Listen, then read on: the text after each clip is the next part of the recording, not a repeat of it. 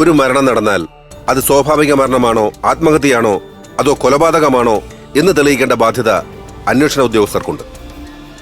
എറണാകുളം ഐക്യനാട് ഗ്രാമപഞ്ചായത്തിലെ ചേരിയിൽ വീട്ടിൽ കാർത്തിയാനിയമ്മയുടെ മരണത്തിന്റെ പിന്നിലെ സത്യാവസ്ഥ വെളിപ്പെടുത്താൻ ഇതുവരെയും നമ്മുടെ അന്വേഷണ ഉദ്യോഗസ്ഥർക്ക് സാധിച്ചിട്ടില്ല.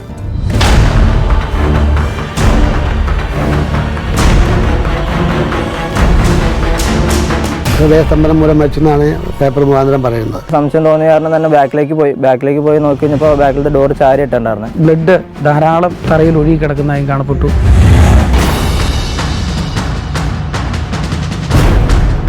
ഒരു കറുത്തിട്ട് തടിച്ച ഒരാൾ ഇവിടെ വരികയും അയാളുടെ കയ്യിൽ ഒരു പൊതി കൊണ്ട് അയാൾ അകത്തേക്ക് പോവുകയും ചെയ്തത് ഞാൻ വ്യക്തമായിട്ട് കണ്ടിട്ടുള്ളതാണ്. സ്ഥിരമായിട്ട് ധരിച്ചിരുന്ന കുറേ ഗോൾഡ് ഓർണമെന്റ്സ് ഉണ്ട്, അത് ഇല്ലായിരുന്നു, അത് കിട്ടിയില്ല. അത്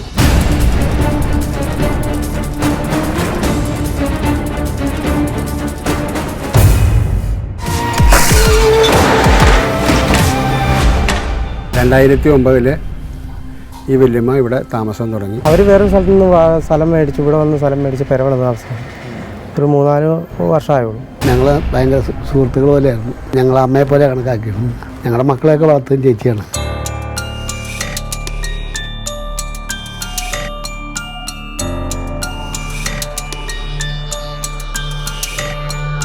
കാർത്തിയാനിയമ്മയുടെ മരണത്തെപ്പറ്റി പത്രങ്ങളിൽ വന്ന വാർത്ത ഹൃദയാഘാതം മൂലം മരണപ്പെട്ടു എന്നാണ്. പേപ്പർ മുഖാന്തരം പറഞ്ഞത്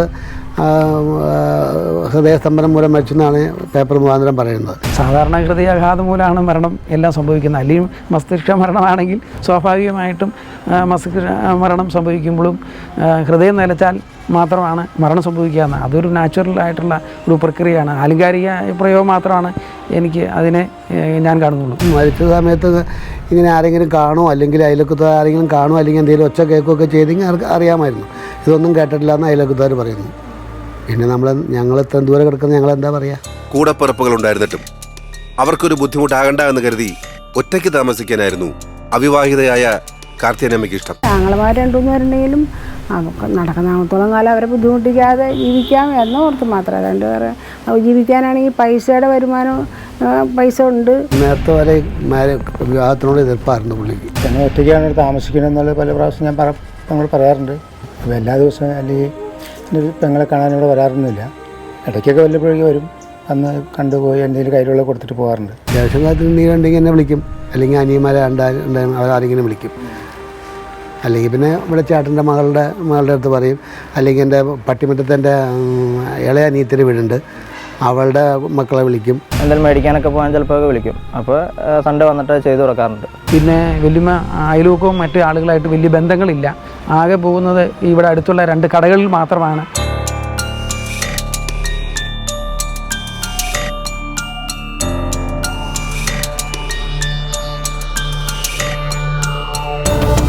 സാധനങ്ങൾ വാങ്ങാൻ കടയിലേക്കും പിന്നെ വല്ലപ്പോഴും സഹോദരങ്ങളുടെ വീട്ടിലേക്കും മാത്രമാണ് കാർത്തിയാനിയമ്മ പോകാറുണ്ടായിരുന്നത്.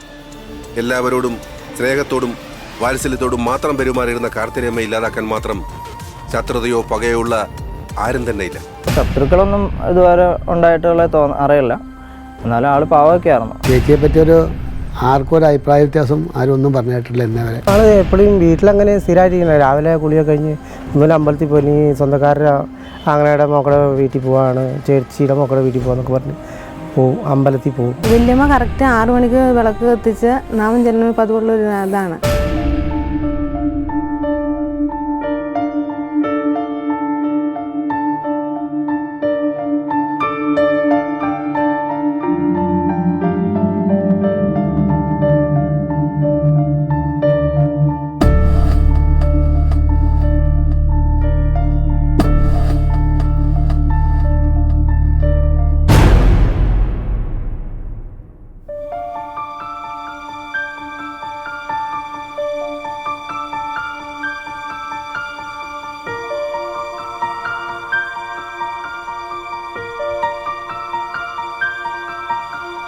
ഈ വീട്ടിൽ സന്ധ്യാദീപം തെളിക്കാനും നാമം ജപിക്കാനും ഇനി കാർത്തിയാനിയമ്മയില്ല.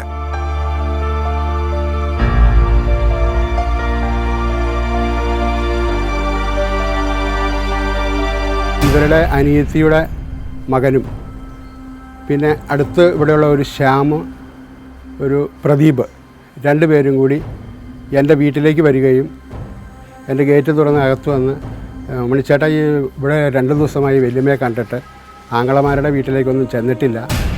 കാർത്തേനിയമ്മയുടെ സഹോദരിയുടെ മകൻ തന്റെ വിവാഹം ക്ഷണിക്കുന്നതിന് വേണ്ടി വീട്ടിലെത്തിയപ്പോഴാണ് മരണവിവരം അയൽക്കാർ പോലും അറിയുന്നത്.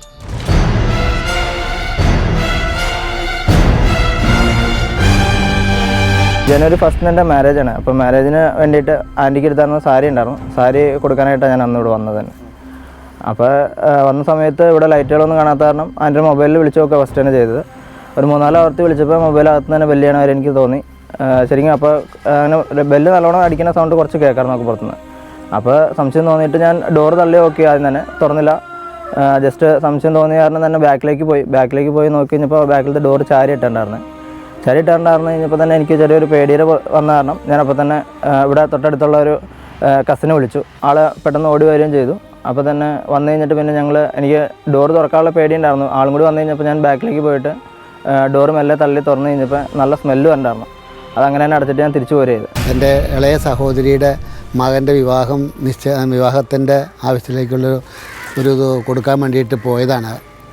ഒരു സാരി കൊടുക്കാൻ വേണ്ടി ചേച്ചിയുടെ അടുത്ത് പോയതാണ് ആ പയ്യൻ, ഇളയ സഹോദരിയുടെ മകൻ. അവിടെ ചെന്നപ്പോഴാണ് ഇവരെ അറിയുന്നതും കണ്ടതും. അത് അനുജത്തിയുടെ മകനാണ്.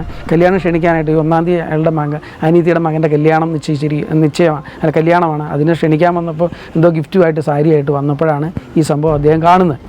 പ്രലോഭം അറിയുന്നത് അങ്ങനെ തന്നെയാണ്. പഞ്ചായത്ത് മെമ്പറെ ഇവിടെ വിളിച്ചു വരുത്തുകയും ആ പഞ്ചായത്ത് മെമ്പറുടെയും ഇവരുടെ എല്ലാവരുടെയും സാന്നിധ്യത്തിൽ ഞങ്ങളൊന്ന് പരിശോധിച്ചപ്പോൾ ചെറുതായിട്ട് മണമുണ്ടായിരുന്നു. അകത്തേക്ക് കയറിയില്ല.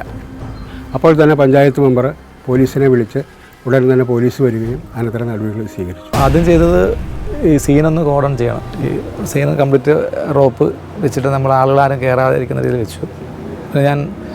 ഞാൻ SIയും ഇവരുടെ ഒരു ബന്ധു പയ്യനുണ്ട്, ജനീഷ് എന്ന് പറഞ്ഞാൽ, അയാളുടെ മൊഴി പ്രകാരം കേസ് എടുക്കുന്നത്. അപ്പോൾ അയാളോട് ഞങ്ങൾ 3 പേരും കൂടി തന്നെ ഓരോ വഴിയും ഞാനിങ്ങനെ സീൻ എന്താണെന്ന് ഒന്നും കളയാതെ എല്ലാം ഫോട്ടോ എടുത്തിട്ടാണ് കയറിയത്. കയറി നോക്കുമ്പോൾ ഈ വല്യമ്മ ഈ ഹാളിൻ്റെ കിഴക്ക് തെക്ക് മൂലയിൽ മലർന്ന് കിടക്കുന്നതായിട്ടാണ് കണ്ടത്. ഒരു കൈ ഇടത്തോട്ടും ഒരു കൈ വലത്തോട്ടും ചെരിഞ്ഞ് കിടക്കുന്നതായിട്ടാണ് കണ്ടത്. മുഖത്ത് ചുണ്ടുകളും മൂക്കും ശരിക്കും പൊങ്ങി വന്ന് ബൾജ് ചെയ്തിട്ടുണ്ടായിരുന്നു. വളരെ ഒരു ഭയാനകമായ രീതിയിലായിരുന്നു സ്മെല്ല് വരുന്നുണ്ടായിരുന്നു. വസ്ത്രധാരണം വലിയ ഉപയോഗിച്ചിരുന്ന മുണ്ടും ബ്ലൗസും അങ്ങനെ തന്നെ ഇരിക്കുന്നതായിട്ട് കാണപ്പെട്ടു. ബ്ലഡ് ധാരാളം തറയിൽ ഒഴുകി കിടക്കുന്നതായും കാണപ്പെട്ടു. പോലീസ് അപ്പം തന്നെ വേറെ ആരും കയറാൻ സമ്മതിച്ചില്ല. അങ്ങനെ ഞങ്ങൾ പോലീസിനെ നൈറ്റ് ആയത് കാരണം പിന്നെ പോലീസിനെ ഡ്യൂട്ടിക്ക് ഇട്ടു. അവർ വേറെ ആരും കയറാൻ നോക്കി. രാവിലെ ഞങ്ങളുടെ മേലുദ്യോഗസ്ഥരെല്ലാവരും ഉണ്ടായിരുന്നു. അവരുടെ പ്രസൻസിൽ പിന്നെ സയൻറ്റിഫിക് അസിസ്റ്റൻറ്റ്, പിന്നെ ഡോഗ് സ്ക്വാഡ് ഉണ്ടായിരുന്നു, ഫിംഗർ പ്രിൻറ്റുകാർ, ഫോട്ടോഗ്രാഫർ, വീഡിയോഗ്രാഫർ, അവരുടെ എല്ലാവരും പ്രസൻസിൽ ഓരോ എവിഡൻസ് നല്ല ഭംഗിയായിട്ട് എടുത്തിട്ട് 4 മണിക്കൂർ കൊണ്ട് ഞങ്ങൾ ഒരു ഇൻക്വസ്റ്റ് പൂർത്തിയാക്കിയത്. രാവിലെ 8 മണി തൊട്ട്.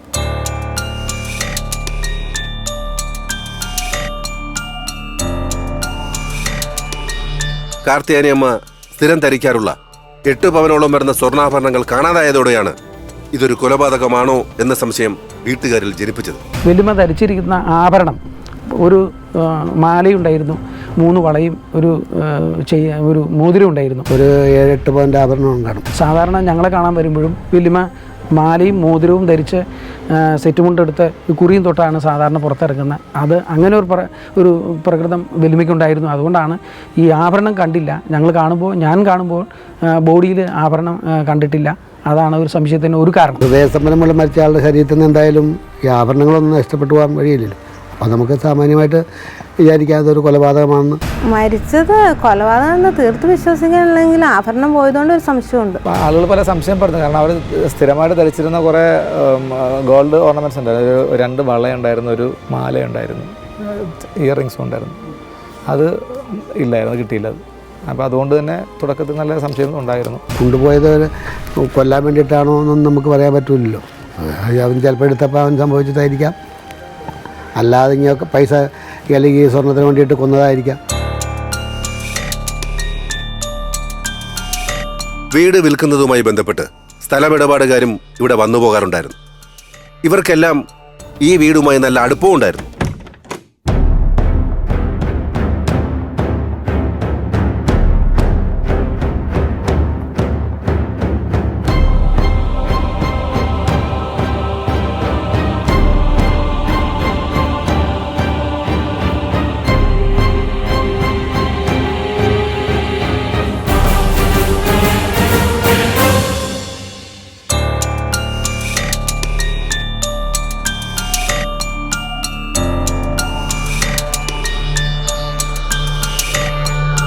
കാർത്തികനും ഒറ്റയ്ക്ക് ഇവിടെ ജീവിക്കുന്ന അവർക്ക് അനാഥ മന്ദിരത്തിൽ പോയി താമസിച്ചാൽ കൊള്ളാമെന്ന് അവർ പലപ്പോഴും ഇവിടെ പലരോട് പറഞ്ഞതായിട്ട് ഞാൻ കേട്ടിട്ടുണ്ട്.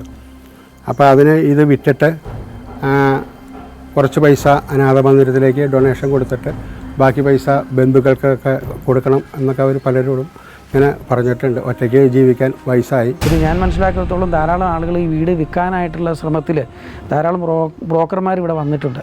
പരിചയമുള്ളവർ ആരെങ്കിലും ആണെങ്കിൽ മാത്രമേ കാർത്തിയാനിയമ്മ വാതിൽ തുറക്കാറുള്ളൂ. ഇവിടെ വന്നിട്ടുള്ളത് കാർത്തിയാനിയമ്മയ്ക്ക് പരിചയമുള്ള ആളുകൾ തന്നെ ആയിരിക്കണം. പരിചയമുള്ള ഒരാൾ വന്നാൽ മാത്രമേ വല്യമ്മ വാതിൽ തുറക്കുള്ളൂ. അപ്പോൾ പരിചയ ശബ്ദം കേട്ട് അത്ര, അല്ലെങ്കിൽ അത് ജനൽ നോക്കി വിളിച്ച് അത് കറക്റ്റ് ആരാന്ന് അറിഞ്ഞാൽ മാത്രമേ അത് പുറത്തോട്ട് വരുള്ളൂ. ബന്ധുക്കളുടെയൊക്കെ ഒച്ച കേട്ടാലാണ് പെട്ടെന്ന് അത് വാതിൽ തുറക്കും. സംഭവം നടന്ന അന്ന് ബുധനാഴ്ചയാണെന്ന് പറയുന്നു. അന്ന് രാവിലെ 10:30 മണിക്ക് ഞാൻ കണ്ടതാണ്. അപ്പോൾ ഞാൻ വലമ്പൂർ കുരിശിൽ നിന്നും വീട്ടിലേക്ക് വരുന്ന സമയത്ത് വല്യമ്മ വീട്ടിൽ നിന്നും വലമ്പൂർ കുരിശിലേക്ക് വരികയായിരുന്നു. അവിടെ വെച്ച് വല്യമ്മ എന്നോട് മൊബൈൽ കട തുറന്നിട്ടുണ്ടോ എന്ന് ചോദിക്കുകയും ഇല്ല എന്ന് ഞാൻ മറുപടി പറയുകയും അവർ എൻ്റെ ഒപ്പം തന്നെ തിരിച്ച് വീട്ടിലേക്ക് പോകുന്നതുമാണ്. അതിനുശേഷം 2:30 മണി വരെ പ്രദേശവാസികൾ ഇവരെ കണ്ടതായിട്ട് പറയുന്നുണ്ട്. ഇവിടെ അടുത്തുള്ള ഒരു പയ്യൻ അത് 2 മണിക്ക് മുമ്പ് ഇവിടെ ഒരു വാഴക്കൊല വെട്ടി വെച്ചിട്ടുണ്ടായിരുന്നു. അത് എടുക്കാൻ വേണ്ടിയിട്ട് ആ പയ്യൻ വന്നു, ഓട്ടോറിക്ഷ കയറ്റി തിരിച്ചു പോയതായിട്ടാണ് ആ പയ്യൻ പറഞ്ഞതും. പോലീസ് ആ പയ്യനെ കസ്റ്റഡിയിൽ എടുക്കുകയും ചോദ്യം ചെയ്യുകയും ഒക്കെ നിരന്തരമായി ചോദിച്ചിട്ടുണ്ട്.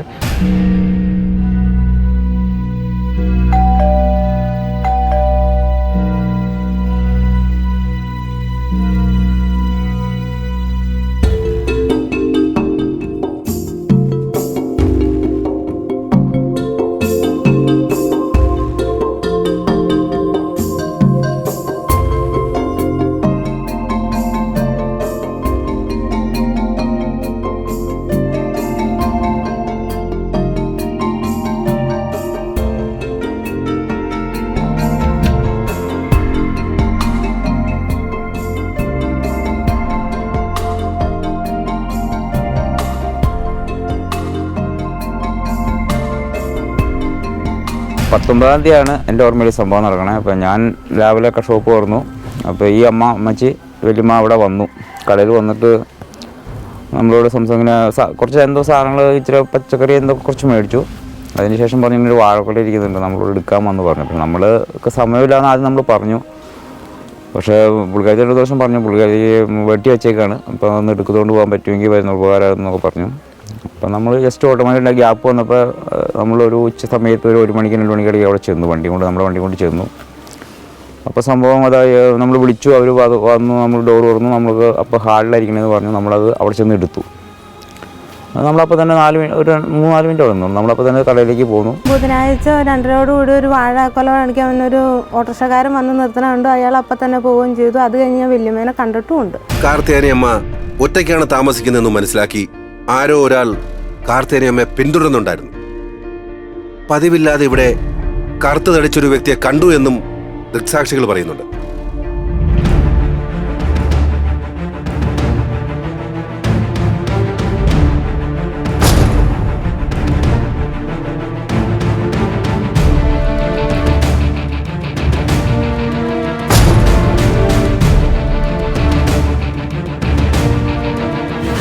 ഒരു കറുത്തിട്ട് തടിച്ച ഒരാൾ ഇവിടെ വരികയും അയാളുടെ കയ്യിലൊരു പൊതി കൊണ്ട് അയാൾ അകത്തേക്ക് പോവുകയും ചെയ്തത് ഞാൻ വ്യക്തമായിട്ട് കണ്ടിട്ടുള്ളതാണ്.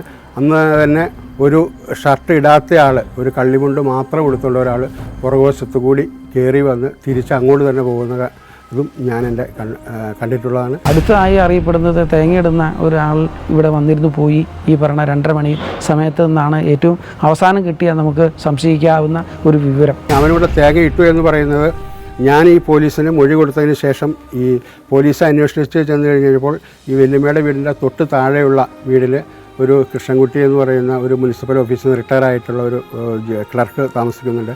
അദ്ദേഹത്തിൻ്റെ വീട്ടിൽ ഇയാൾ വന്ന് തേങ്ങയിട്ടിട്ടുണ്ട്. തൊട്ടടുത്ത വീട്ടിൽ സുനിൽ എന്ന് പറയുന്ന വീട്ടിൽ വന്ന് തേങ്ങയിട്ടിട്ടുണ്ട്. ഈ ഷീലയുടെ വീട്ടിലും, അതായത് ഇവരുടെ ആങ്ങളയുടെ മകളുടെ വീട്ടിലും അന്ന് ഈ വ്യക്തി വന്ന് കാലത്ത് തേങ്ങയിട്ടിട്ടുണ്ട്. അയാളെ കണ്ടപ്പോൾ അയാളാണെന്ന് എൻ്റെ മനസ്സിലൊരു തോന്നല്. പക്ഷെ അയാൾ ഇവിടെ വന്ന ആൾ തന്നെയാണോ അവിടെ വന്നേന്നുള്ളത് നമുക്ക് അത്ര കൃത്യമായിട്ട് പറയാം. നല്ല കറുത്തിട്ട ഒരാൾ ലുങ്കി ഉടുത്തിട്ടുണ്ട്, തലമുടി പുറകോട്ട് ചീവി നല്ല കട്ടി മീശ വെച്ച് ഒരു നല്ല ആരോഗ്യവാനായ ഒരു ആളാണ്. ഒരു 40-45 വയസ്സിനും ഇതിനിടയ്ക്കുള്ള ഒരാളാണ്. അത് പറയുന്ന ആളുകളെയൊക്കെയും വെരിഫൈ ചെയ്തുകൊണ്ടിരിക്കുകയാണ്. വെരിഫൈ നമുക്കൊരു ലീഡിങ് ആയിട്ടല്ല, പക്ഷേ ആരെയും ഞങ്ങൾ ഈ പറഞ്ഞിരിക്കുന്ന ആരെയും ഞങ്ങൾ ഒഴിവാക്കിയിട്ടുമില്ല. അപ്പോൾ അവരുടെ കോളിൻ്റെ ഡീറ്റെയിൽസും അവർ പറഞ്ഞ സംഗതി വെരിഫൈ ചെയ്യണം. ഇപ്പോൾ കൃത്യമായ നിയമപരമായ രീതിയിൽ മാത്രമേ ഒരാളെ ചോദ്യം ചെയ്യാൻ പറ്റുള്ളൂ. അപ്പോൾ അതിൻ്റേതായിട്ടുള്ള പരിമിതിക്കുള്ളിൽ നിന്നുകൊണ്ട് തന്നെ മാക്സിമം ഞങ്ങളത് ബ്രേക്ക് ചെയ്യാനാണ് നോക്കുന്നത്. 10-15 പേരെ സമീപ പ്രദേശങ്ങളിലെ ആളുകളെ വിളിച്ച് ചോദ്യം ചെയ്യപ്പെട്ടിട്ടുണ്ട് എന്നതാണ്. പക്ഷേ നിർഭാഗ്യവശാൽ അതിനെ സംബന്ധിച്ചിടത്തോളം ഒരു വ്യക്തത, അല്ലെങ്കിൽ ഇത് കൊലപാതകമാണെങ്കിൽ കൊലയാളിയെ സംബന്ധിച്ചുള്ള ഒരു രൂപം, അല്ലെങ്കിൽ കൊലയാളി ആരെന്നുള്ള ഒരു ചോദ്യം അവശേഷിക്കുന്നു.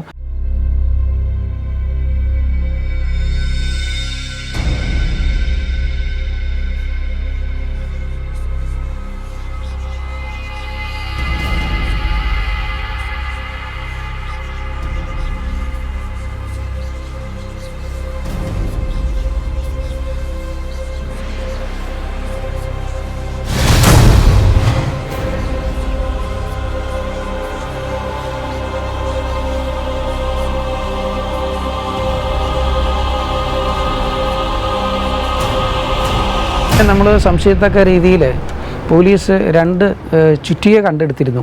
അതിൽ ഒരു ചുറ്റികയിൽ രക്തവും ഉണ്ടായിരുന്നു. കാർത്തിയാനിയമ്മയുടെ തലയിലുണ്ടായിരുന്ന മുറിവ് ചുറ്റിക പോലൊരു ആയുധം കൊണ്ട് അത്തരമൊരു മുറിവുണ്ടാവാൻ സാധ്യതയില്ലെന്നാണ് പോലീസ് പറയുന്നത്.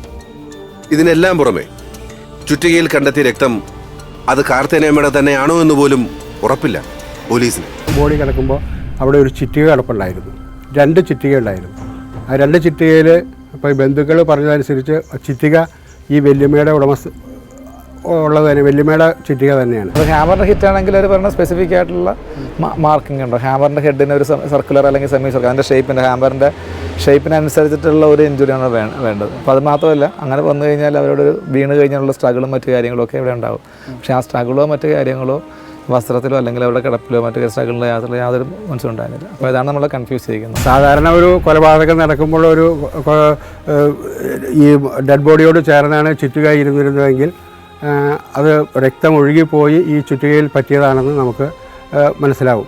പക്ഷേ ഇത് ഡെഡ് ബോഡി കിടന്നിരുന്നതിൻ്റെ മുകളിൽ ജനലിൻ്റെ പടിയിലാണ് ഈ ചുറ്റിക ഇരുന്നിരുന്നത്. അവിടെ ഇരുന്നൊരു ചുറ്റികയിൽ ബ്ലഡിൻ്റെ ഇതുണ്ടായിരുന്നു. അത് കണ്ട കാരണം തന്നെ നമുക്ക് എന്തായാലും സംശയിക്കുകയല്ല, ഉറപ്പിക്കാൻ പറ്റുമെന്ന് എനിക്ക് പറഞ്ഞത്.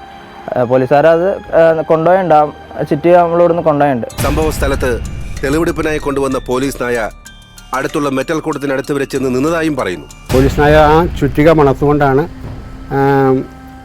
മണത്ത് പുറത്തേക്ക് ഇറങ്ങുകയും തിരിച്ച് ആ അടുക്കളയുടെ അവിടെ 2 വട്ടം കറങ്ങിയിട്ട് വീണ്ടും അകത്ത് കയറിയിട്ട് തിരിച്ച് പുറകുവശത്ത് കൂടി ഇറങ്ങി ഈ വഴി കൂടെ പോയി മറ്റേ മെയിൻ റോഡിൽ ചെന്ന് അവിടെ നിന്ന് നേരെ തെക്കോട്ട് പോയി ഒരു മിയോ കിച്ചൺ എന്ന് പറയുന്ന ഒരു ഹോട്ടലുണ്ട്.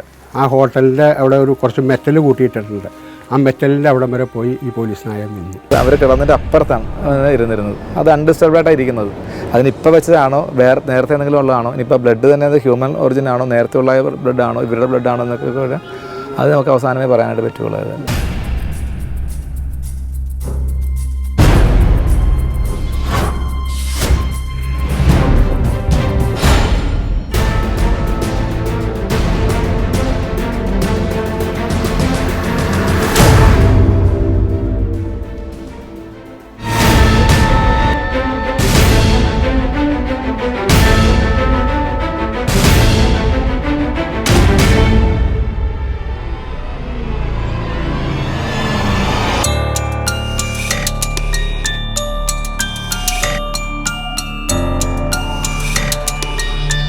പോലീസ് പറയുന്നത് ചുറ്റികയുടെ അടിയേറ്റുണ്ടായ മരണമല്ല ഇതെന്നാണ്. പക്ഷേ വീട്ടുകാരുടെ ബലമായ സംശയം കവർച്ചാശ്രമത്തിനിടെ നടന്ന കൊലപാതകമാണ് ഇതെന്നും. ഇത് കൊലപാതകത്തിലേക്ക് വിരൽ ചൂണ്ടുന്നു എന്നൊരു സംശയത്തിൻ്റെ ഒരു മന ചൂണ്ടുന്നത് ഈ 2 ചിറ്റിക അവിടെ ഉണ്ടായിരുന്നു. ആ ചിറ്റികയിൽ ബ്ലഡ് പതിഞ്ഞിരുന്നു. അതാണ് ഒരു കാരണം സംശയിക്കാൻ. കൊലപാതകമാണെന്നാണ് എൻ്റെ ഒരു നിഗമനം. ആവശ്യമായ തെളിവുകൾ എല്ലാം ഉണ്ടായിരുന്നിട്ടും ഇരുട്ടിൽ തപ്പിക്കൊണ്ടിരിക്കുകയാണ് ഉദ്യോഗസ്ഥർ. കാർത്തേനിയമ്മയുടെ മരണശേഷം അവിടെ ഉണ്ടായിരുന്ന തെളിവുകൾ ഒന്നും നഷ്ടപ്പെടാതെ തന്നെ സൂക്ഷിച്ചിട്ടുണ്ട് കാർത്തേനിയമ്മയുടെ വീട്ടുകാരും നാട്ടുകാരും. അപ്പോൾ അതുകൊണ്ട് പോലീസിന് എളുപ്പമുണ്ട്.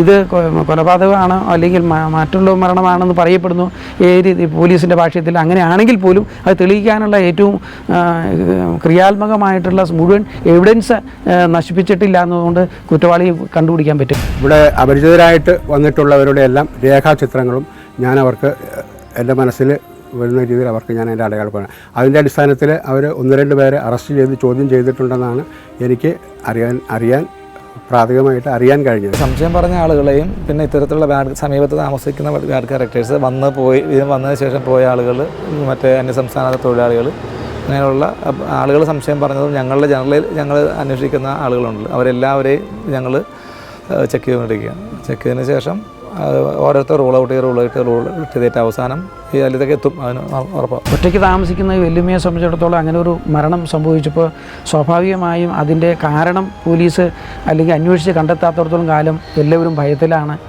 ഇവിടുത്തെ നാട്ടുകാരെല്ലാവരും ഏറ്റവും അടിയന്തരമായി പോലീസ് ഇത് അന്വേഷിച്ച് ജനങ്ങളോട് പറയണം. ഇത് കൊലപാതകമാണെങ്കിൽ കൊലപാതകമാണെന്നും അല്ല നാച്ചുറൽ ഡെത്താണെങ്കിൽ നാച്ചുറൽ ഡെത്താണെന്ന് പറയേണ്ട ഒരു ബാധ്യത നമ്മുടെ പോലീസ് ഡിപ്പാർട്ട്മെൻറ്റിനുണ്ട്. അത് എത്രയും പെട്ടെന്ന് അത് പോലീസ് അധികാരികൾ ഇവിടെ വെളിപ്പെടുത്തേണ്ടതായിട്ടുണ്ട്. അതാണ് ഏറ്റവും കരണീയമായിട്ടുള്ള ഒരു കാര്യം.